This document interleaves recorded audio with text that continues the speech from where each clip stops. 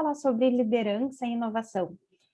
Bom, a primeira coisa que a gente sabe, que talvez seja um pouco clichê para alguns, mas que é a pura verdade, é que antigas soluções não resolvem novos problemas, né? E a gente está vivendo num mundo em que os novos problemas estão surgindo numa velocidade sem precedentes.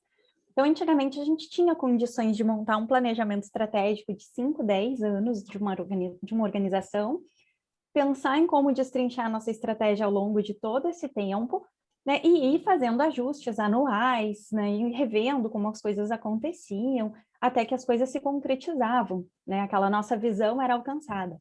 Hoje a gente não tem muito mais esse tempo. São poucas as organizações que ainda mantêm a prática exclusiva do planejamento. Claro, o planejamento ele é essencial, ele é, né, muito importante para nos dar a visão, só que a gente precisa trabalhar com uma visão de curto prazo. Daí a pandemia que chegou para nos provar, né, que isso é realmente necessário.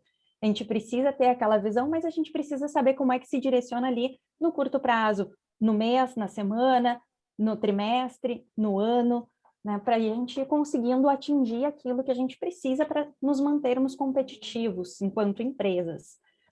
E aí o que acontece? A gente tem um mundo conectado, né?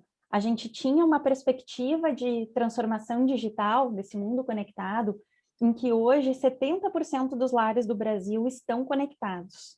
Isso é muita gente.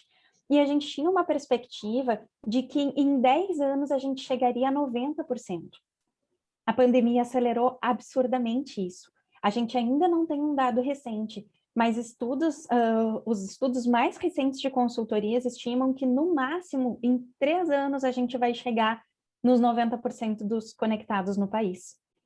Isso significa que a internet está chegando aonde, às vezes, a energia elétrica não chegou, mas as pessoas se conectam através de um celular, né?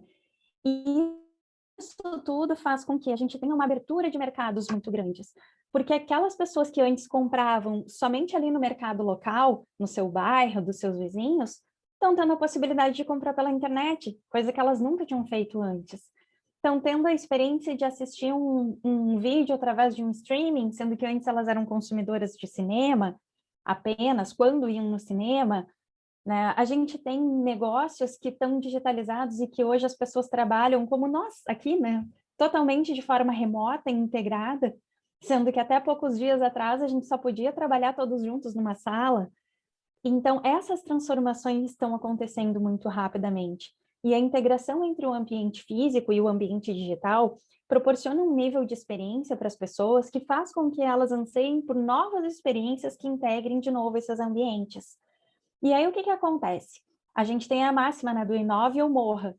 Por quê? Porque ou a gente se adapta para esse contexto e consegue transformar os nossos negócios para que eles sejam capazes de se conectar, se comunicar e gerar valor para as pessoas dentro desse novo contexto, ou a gente vai acabar ficando obsoleto até que vai perdendo valor de mercado, vai perdendo abertura, né? E vai tendo todas as consequências que a gente tem visto, infelizmente, acontecer, uma série de empresas muito consolidadas e tradicionais encerrando as atividades.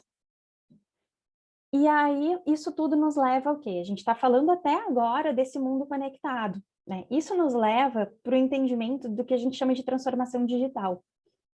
Então, essa transformação digital que a gente está vivendo, ela meio que traduz isso que eu falei até aqui, né?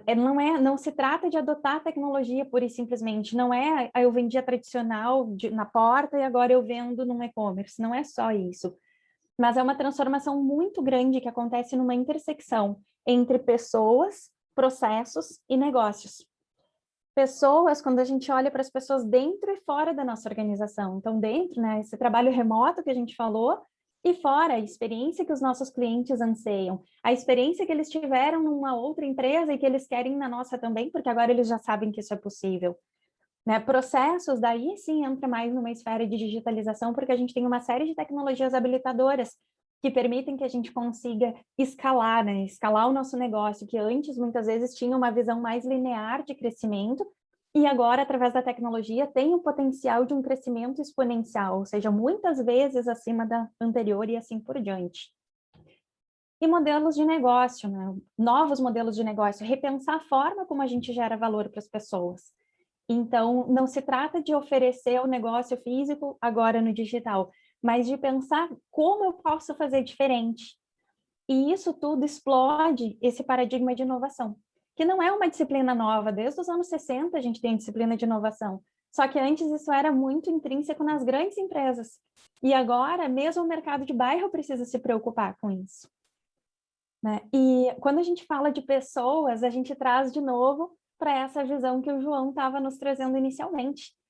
Onde a gente fala de pessoas como sendo o vetor principal dessa transformação, a gente está falando de cultura. E se a gente está falando de cultura, a gente está falando de liderança. Se as lideranças não se adaptarem para esse novo mundo, né, e se elas não entenderem a importância dessa transformação para si enquanto indivíduos e para as pessoas que estão à sua volta, nada acontece.